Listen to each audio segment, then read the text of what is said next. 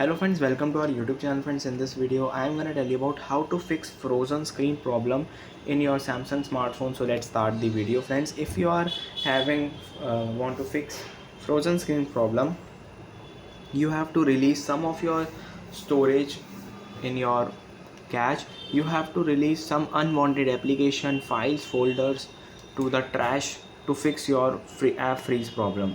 Release some storage, then friends click on applications, click on search, right here Google,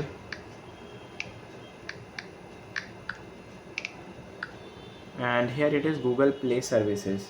Then friends, you have to just clear your storage and clear data. Then again you have to click on search, right here Android, and clear cache this and restart your device. It will fix your problem.